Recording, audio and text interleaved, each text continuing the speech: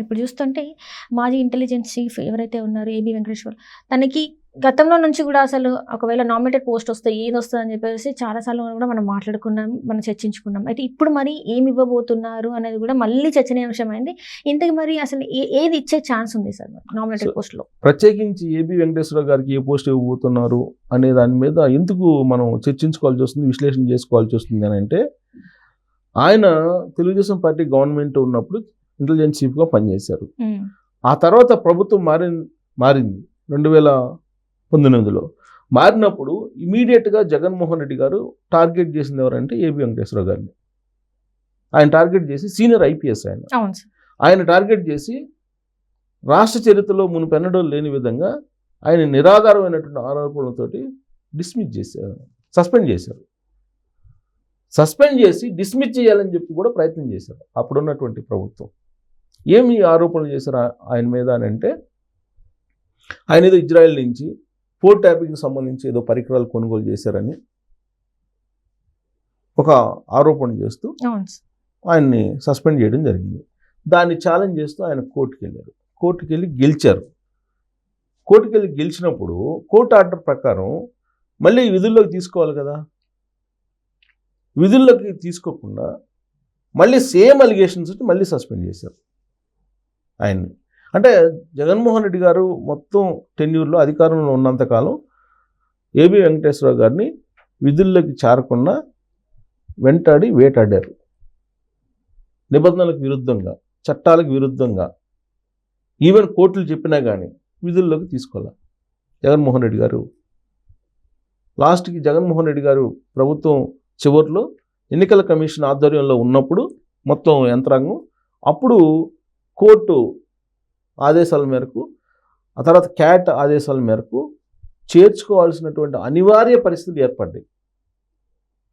దాంతో అప్పుడు చీఫ్ సెక్రటరీగా ఉన్నటువంటి జవహర్ రెడ్డి చేర్చుకోవాల్సి వచ్చింది. ఆయన రిటైర్మెంట్ రోజే మళ్ళీ విధుల్లోకి జాయిన్ అయ్యారు. ఉదయం జాయిన్ అయ్యి మళ్ళీ సాయంత్రానికి ఆయన రిటైర్ అయ్యారు. అలాంటి పరిస్థితి తీసుకొచ్చాడు జగన్మోహన్ రెడ్డి గారు ముఖ్యమంత్రిగా ఉన్నప్పుడు. అంటే ఒక ఐపీఎస్ని, ఒక సీనియర్ ఐపీఎస్ని ఏ విధంగా టార్గెట్ చేయొచ్చు, నిరాధారమైనటువంటి ఆరోపణలు వేసి టార్గెట్ చేసి అని చెప్పి చేసినటువంటి ప్రక్రియ అది. జగన్మోహన్ రెడ్డి గారు వెంటాడారు. అందుకే ఏబీ వెంకటేశ్వరరావు గారి లాంటి ఒక రిటైర్డ్ ఐపీఎస్కి ఏదో కీలకమైన నామినేటెడ్ పోస్ట్ వస్తుంది, చంద్రబాబు గారు ప్రభుత్వం మళ్ళీ వచ్చింది కాబట్టి 2024లో అనేది అందరూ మొదటి నుంచి కూడా అనుకుంటూ ఉన్నారు. ప్రత్యేకించి 4-5 పేర్లు అనుకుంటూ ఉంటారు. ఇప్పుడు రఘురామకృష్ణరాజు గారు ఉన్నారు, ఆయనకి ఏం వస్తుంది, ఆయనకి కీలకమైనటువంటి పదవి వస్తుందా రాదా అనేది ఎప్పుడు తరచూ కూడా మాట్లాడుకుంటూ ఉంటారు. అలాగే ఏబీ వెంకటేశ్వరరావు గారు, అలాగే నిమ్మగడ్డ రమేష్ కుమార్ గారు, ఆయనకంటే సరే ఆయన ఏదో ఆస్కీలో జాయిన్ అయిపోయారు, ఆస్కీలో వచ్చేసింది, ఆస్కీలో జాయిన్ అయ్యారు.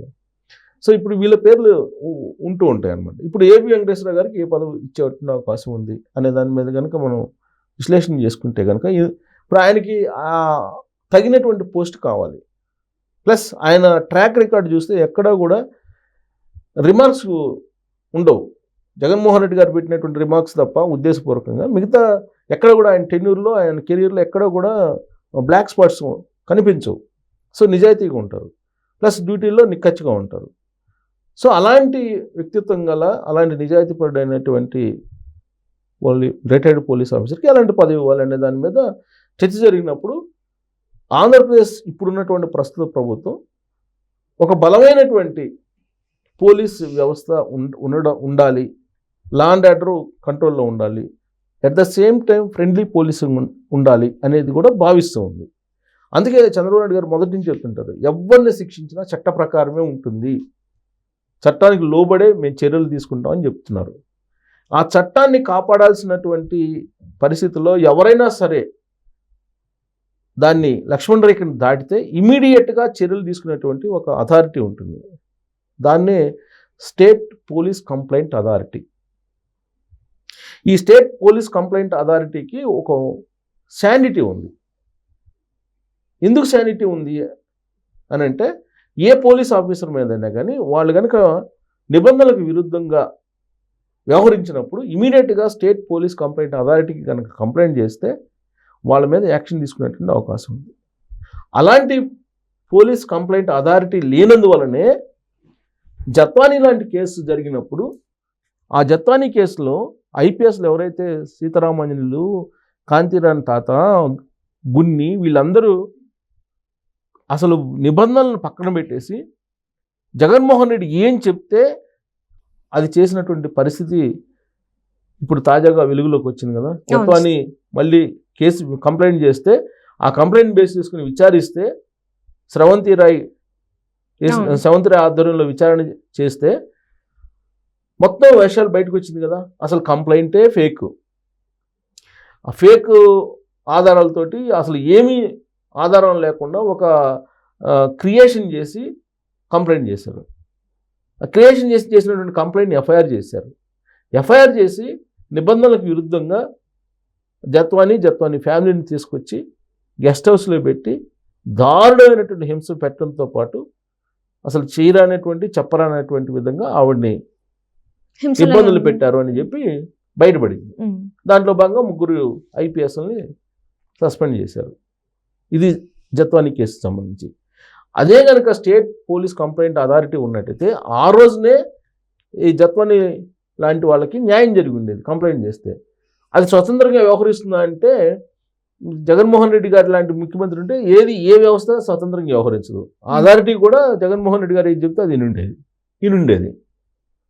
సో కాబట్టి అప్పుడు అథారిటీకి ఉన్నటువంటి పవర్స్ ఏంటంటే ఐపీఎస్ల మీద ఎవరిమైనా సరే ఒకవేళ నిబంధనలకు విరుద్ధంగా కనుక సామాన్యమైనటువంటి పౌరుల మీద కేసులు పెట్టి ఒకవేళ ఇబ్బందులు పెడితే ఇమీడియట్గా వాళ్ళ అక్కడ అథారిటీపై కంప్లైంట్ చేస్తే వాళ్ళ మీద విచారణకు ఆదేశించవచ్చు.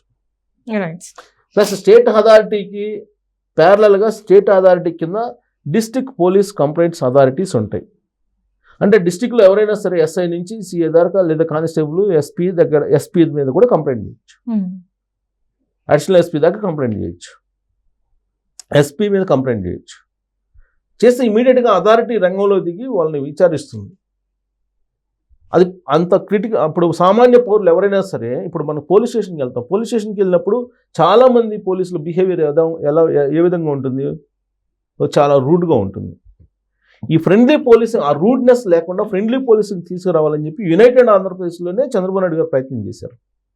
అప్పట్లోనే ఆయన ప్రత్యేకమైనటువంటి సెల్స్ని ఏర్పాటు చేసి ఫ్రెండ్లీ పోలీసింగ్ కావాలని చెప్పి అప్పట్లోనే పెట్టారు.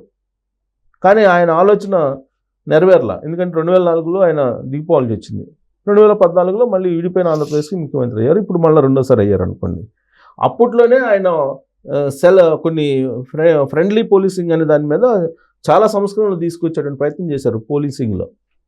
ఇప్పుడు ఆంధ్రప్రదేశ్లో కూడా ఫ్రెండ్లీ పోలీసింగ్ రావాలని అంటే కనుక ఈ స్టేట్ పోలీస్ కంప్లైంట్స్ అథారిటీ అనేది ఉండాలి. దానికి పర్ఫెక్ట్ పర్సన్ కనుక ఎంపిక చేస్తే పోలీస్ కంప్లైంట్స్ అథారిటీకి చైర్మన్, మెంబర్స్ కూడా ఉంటారు. ఒక 3 మెంబర్స్, చైర్మన్ కూడా ఉంటారు.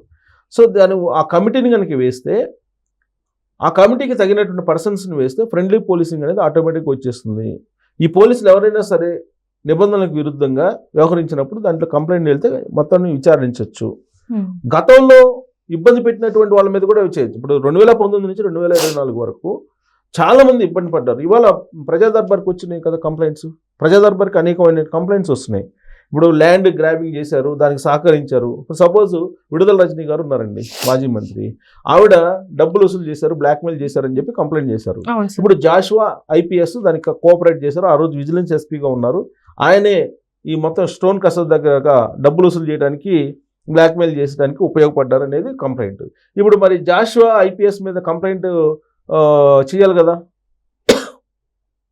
సో కంప్లైంట్ చేయాలంటే ఆ రోజు ఇప్పుడు ఇదే కనుక స్టేట్ పోలీస్ కంప్లైంట్స్ అథారిటీ ఉంటే ఈ జాషువా మీద కంప్లైంట్ చేయొచ్చు. కంప్లైంట్ చేస్తే వాళ్ళు విచారణకు ఆదేశిస్తారు. సో కాబట్టి 2014 నుంచి 2024 వరకు ఏ పోలీస్ స్టేషన్లో ఏ విధంగా పోలీసులు వ్యవహరించారనేది కంప్లైంట్ చేసి ఇవాళకి కూడా స్టేట్ పోలీస్ కంప్లైంట్స్ అథారిటీకి ఖచ్చితంగా వాళ్ళు విచారణకు ఆదేశించవచ్చు. సో కాబట్టి ఏబి వెంకటేశ్వరరావు గారికి కనుక ఆ state police complaints authority chairman చేసేసి దానికి కానీ కమిటీని ఏర్పాటు చేస్తే ఈ ఎవరెవరైతే నిబంధనలకు విరుద్ధంగా పోలీసులు వ్యవహరించారో వాళ్ళందరి యొక్క వ్యవహారం బయటకు వచ్చేటువంటి అవకాశం ఉంది. అప్పుడు ఫ్రెండ్లీ పోలీసింగ్ అనేది వస్తుంది. 1, 2 లాకప్ డెత్లు కానీ, 3rd డిగ్రీ ప్రయోగించడం కానీ, తర్వాత మిస్బిహేవ్ చేయటం కానీ, ఏదైనా సరే వాళ్ళ మీద కంప్లైంట్ చేయొచ్చు. రైట్. సో కాబట్టి డిస్ట్రిక్ట్ పోలీస్ కంప్లైంట్స్ అథారిటీస్ ఉంటాయి, స్టేట్ పోలీస్ కంప్లైంట్స్ అథారిటీ ఉంటుంది కాబట్టి దానికి అనుబంధంగా ఇవి కూడా ఉంటాయి. కాబట్టి ఫ్రెండ్లీ పోలీసింగ్ ఉపయోగపడేలాగా దాన్ని కనుక స్ట్రెంథన్ చేసి ఏబి వెంకటేశ్వర గారి లాంటి వాళ్ళని దానికి కనుక బాధ్యతలు అప్పచెప్పి చైర్మన్గా ఇచ్చేస్తే ఆయన చంద్రబాబు నాయుడు గారు ఏం ఆశిస్తున్నారో అదంతా కూడా ఆంధ్రప్రదేశ్లో సాకారం అయ్యేటువంటి అవకాశం ఉంది. అందుకే ఏబి వెంకటేశ్వర గారికి ఆ పదవి వచ్చేటువంటి అవకాశం ఉంది. రేపో మాపో ఉత్తర్వులు కూడా వచ్చే అవకాశం ఉందని చెప్పి తెలుస్తుంది. మరి ప్రభుత్వం బహుశా చివరి నిమిషంలో మార్చుకుంటుందా లేకపోతే అదే ఆలోచనతోటి ఇస్తారనేది మనం wait and see. Right. Thank you so much. Thank you.